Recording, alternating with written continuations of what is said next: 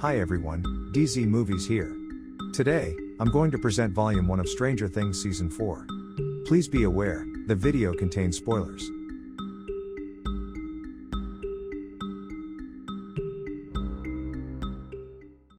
Jane composes a letter to her dear Mike updating him on the latest details about her and their friends. She tells him how Joyce has a new job, Will is busy most of the time with his paintings, Jonathan is stressed about college, and she confesses that she has adjusted over time and is now very happy. In the gym, the captain of the basketball team gives an emotional and motivational speech to the whole team, promising the spectators that they will win tonight and win the trophy. Meanwhile, Eleven is taunted by one of her classmates while presenting her project, embarrassing her in front of the class. Max goes into the bathroom to get a pill. Before she leaves the bathroom, she hears something behind her, and when she returns, she notices that the noise was made by a colleague of hers throwing up. As soon as Max leaves, the light starts to dim and turn on, and the young woman hallucinates seeing a monster trying to get in on her, and hears a demonic voice calling her name. She was going to meet Eddie, from whom she wanted to buy drugs, but before he gets there, she hallucinates again. The action then moves to Joyce's house. She calls a friend to tell him that she received a package from Russia in which she found a doll. Jane is on her way home ready to leave high school behind in the disappointment of today, but in the high school yard, Angela stops her, and then her friends destroy her project. The basketball game is about to start. Everyone is in the stands waiting for it, except Mike and Dustin, who show up with Lucas' replacement at the D&D game. It seems Dustin brings Lucas' sister Erica into the game. The final seconds of the basketball game features Lucas shooting the ball for a game-winning basket in the last phase of the game, while Erica rolls the dice in the D&D game for their last chance to survive and win the game. Simultaneously, both games are won, bringing joy to the young faces. Lucas is the star of the team for the evening, bringing victory and the trophy for his team. Later, Max observes Eddie coming home with Chrissy to give her some drugs. While Eddie searches for the right stuff, Chrissy falls prey to his hallucinations again, and when the latter demon reaches her, he tells her it's time for her suffering to end. Eddie, who is trying to wake her up, suddenly notices that the girl's body begins to levitate. Then she is hit by the ceiling, and her limbs begin to break and deform, a scenario that horrifies Eddie. Meanwhile, at the California airport, Jane and the others are waiting for Mike. His plane lands and he hurries to his friends. Murray arrives at Joyce's house to help her find out more about the letter she received and whether or not Jim is really alive. As he is captured and tortured by the Russian army, they are trying to find out who he was working for and who Joyce was, but Hop won't give them any information about her, even at the cost of his life. The police go to investigate Chrissy's boyfriend, the captain of the basketball team, but he had no idea what had happened, and when he finds out his girlfriend is dead, he is devastated.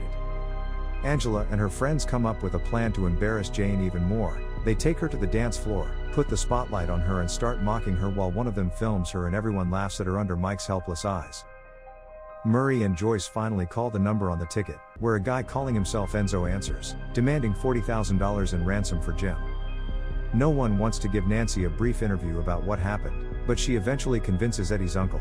He tells her how when he was younger everyone in town was terrified of a name, Victor Creel, a man who had gone mad, and killed his family in a sadistic way, a way similar to how he found the girl's body with her eyes gouged out. Meanwhile, Nancy's fellow reporter begins to experience the same kind of hallucinations as Chrissy. Drawn to the woods by the sound of a ticking clock, he sees a host of ghosts that label him a killer. Joyce and Murray deduce that Enzo is a guard, who can release Jim in exchange for the sum demanded. So Joyce rushes to the bank to get the money. And as her patience comes to an end, Jane grabs a roll and hits her, breaking her nose in front of everyone. Dustin and the rest of the gang arrive at the supposed location where Eddie was hiding. They go to investigate, and soon after find Eddie attacking Steve, stopped by Dustin, who tells him they are here to help. Fred runs through the woods to the road, where a car appears in front of her, engulfed in flames. And Dustin tells him that there is another world full of monsters underneath the city, and sometimes something from there escapes into their world, and after further analysis, they come to the conclusion that it may be the curse of Vecna. The demon makes Fred kill himself, just like he did Chrissy. The basketball team prepares to leave in search of Eddie, accompanied by Lucas, who doesn't entirely agree with their ideas and what they will do to him when they find him, but agrees to stay with the team. Mike and Eleven have a discussion about what they are unhappy about, which is interrupted by two policemen who show up at the front door. They are here to arrest Eleven because of the incident yesterday. We now see Vecna back in the underworld as she searches for her next target in the human world, with only her mind. It looks like he has found someone.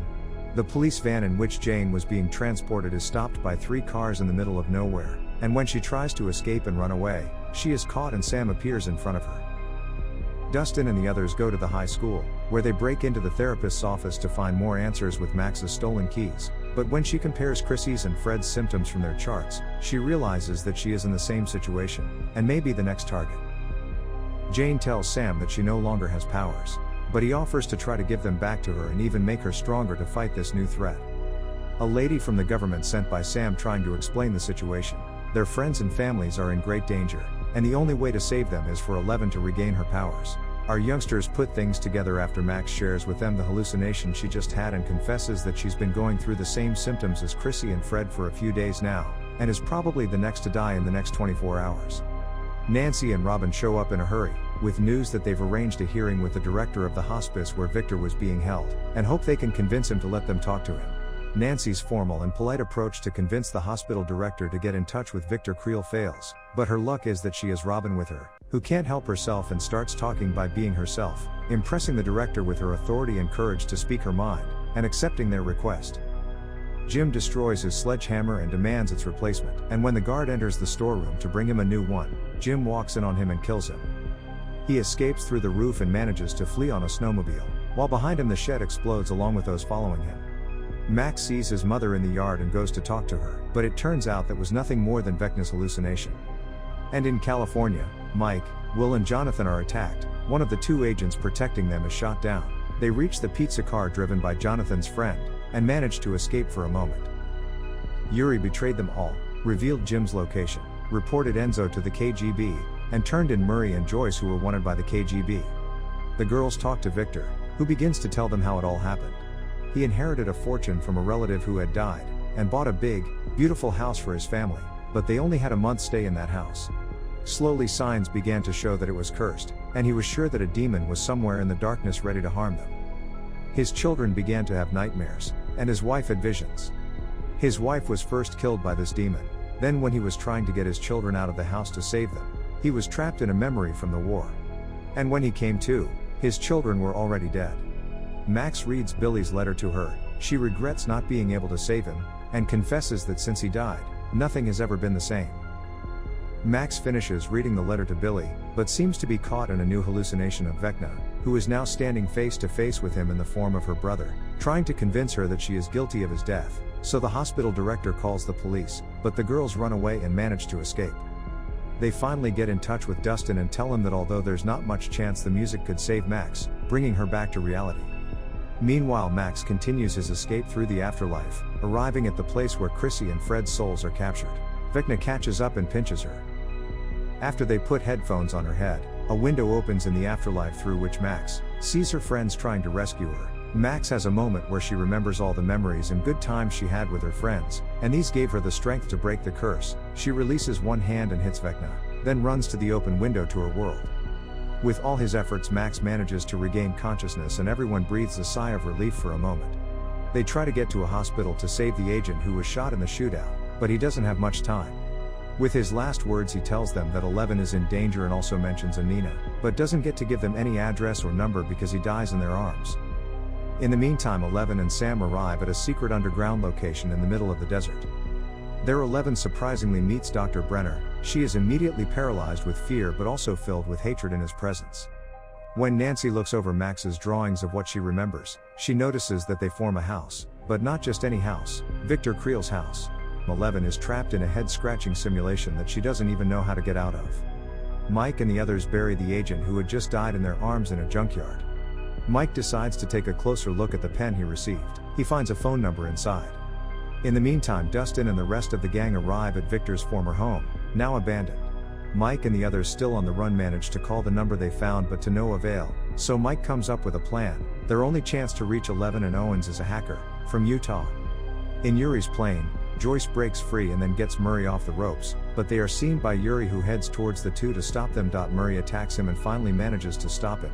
With a last effort in the crash they both pull the handles, and manage to survive the fall. Eddie takes a boat and tries to escape from Jason and Patrick with its help, but the two of them swim after him. After a few moments Patrick is dragged to the bottom, then lifted into the air like Chrissy and Fred, and killed by Vecna under the horrified eyes of Jason and Eddie. Eleven at the first opportunity she takes off again, caught by the guards as well, only this time, she takes them all down with her newly regained powers. Eddie quickly tells them his new location, and they quickly head over there. Arriving in Salt Lake City, Mike and the others go to Susie's address, and quickly ask for her help, telling her that they are Dustin's friends. In the middle of the frozen wasteland, Joyce and Murray offer Yuri a deal. If he takes them back to the prison where Jim was imprisoned, they will let him live. Meanwhile, Eleven remembers how her classmates attacked her and she uncontrollably killed them all, thus finally ending this agonizing simulation and returning to normal. Steve sinks and finds the portal at the bottom of the lake, and when he returns to the surface to tell the others, he is soon pulled back by a tentacle and passed through the portal to the broken world. As the police appear on the lake shore being distracted by Dustin and the rest who have remained on shore, we see Steve attacked and abducted by some winged demons, trying to free himself but to no avail. He is almost killed, but saved in time by Nancy, Robin and Eddie who come for him. Dustin, Lucas, and Max are caught by the cops and brought home and are now questioned by them and their parents, trying to find out Eddie's location and if they have any connection to him. In prison, Jim and Enzo spend their last hours talking and praying to find a way to kill the monster and then escape so they can reunite with their children. Murray manages to get through the first gate, convincing the guard that he has come to bring the warden a gift, namely the 2 American prisoners. Thus then concluding that Vecna doesn't randomly choose his victims just to kill them. With each kill he opens a portal, slowly to invade their world. Steve walking through Nancy's house somehow overhears Dustin who is in their world, in the kitchen talking to Lucas and his sister. They try to use lights like Vecna to try to communicate and they manage to transmit an SOS that Dustin receives. The latter being terrified of Eleven's powers, planned to kill her. He was behind the attacks. But the guard tries to help her escape from that hell by giving her an access card. And with the help of a glowing tablet manages to communicate better with those in the broken world. So young people plan to take their bikes to the trailers. The monster violently emerges from the darkness, leaps over the first inmates attacking those behind them. Murray's village of words springs into action and quickly knocks the warden and the other guards unconscious. Then Joyce starts and desperately pushes all the buttons. But Joyce hits the right button with a bit of luck and opens it, allowing them to escape, then closes it just in time for the monster not to follow them.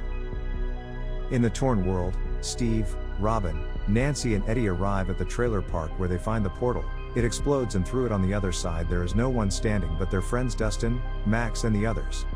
Robin and Eddie get through without any problems, but when Nancy follows, she is caught in a hallucination by Vecna, while the others watch. 11 is ready to surrender, but the guards are easily taken down by her friend who apparently has the same powers as her. He then shows her his arm which says 001. Arriving in the common room, she realizes that it wasn't really her who killed them all, but one.